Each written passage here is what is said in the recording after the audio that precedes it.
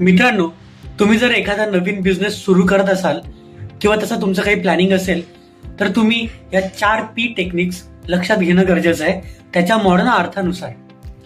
पहिला P आहे product, दुसरा P आहे प्राइस, तिसरा P आहे प्रमोशन आणि चौथा P आहे प्लेसमेंट.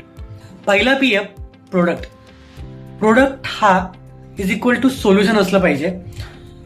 आपले संभाव्य कस्टमर्स किंवा जे आपले कस्टमर्स होऊ शकतात त्यांचा जो पेन पॉइंट आहे, त्यांचा जो प्रॉब्लेम्स आहेत, त्या प्रॉब्लेम्सला आपण काहीतरी सोल्युशन आपल्या प्रोडक्टच्या रूपाने दिलं पाहिजे, तरच आपण या मार्केटमध्ये लॉंग टर्म चालू शकतो.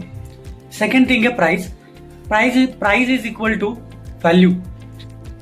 तुम्ही जो सोल्युशन कस्टमर्सना प्रोव्हाइड करताय त्यामध्ये कस्टमर्सना व्हॅल्यू प्रोव्हाइड करा आणि त्यामुळे कस्टमरचा एक्सपिरियन्स खूप चांगला होतो आणि कस्टमर रिटेन्शनचे चान्सेस खूप जास्त वाढतात. तर नेहमी व्हॅल्यू देणं लक्षात ठेवा. तिसरा P आहे प्रमोशन.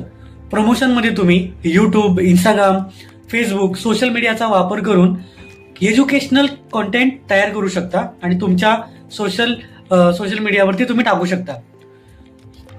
याने काय होणार, याने तुमच्या प्रोडक्टबद्दल, तुमच्या सर्व्हिसबद्दल जो तुमचा संभाव्य कस्टमर्स आहे तो अवेअर होईल आणि अवेअर झाल्यामुळे त्याची डायरेक्टली तुमची मार्केटिंग होते आणि तुमच्याकडे लीड्स जनरेट होण्याचे चान्सेस खूप वाढतात.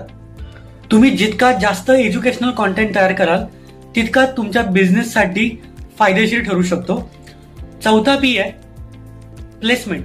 प्लेसमेंट म्हणजे काय, तुमचा जो प्रोडक्ट आहे त्याची अवेलेबिलिटी किती आहे, तो ज्या ठिकाणी तुमचा कस्टमर आहे, कंझ्युमर आहे, त्या ठिकाणी अवेलेबल आहे का, ऑनलाईन ऑफलाईन.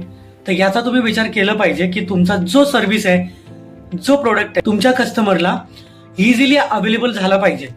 या 4 P's ना तुम्ही त्यांच्या मॉडर्न अर्थानुसार समजून घेतलं तर तुमचा बिझनेस ग्रो करण्याला खूप मदत होऊ शकते.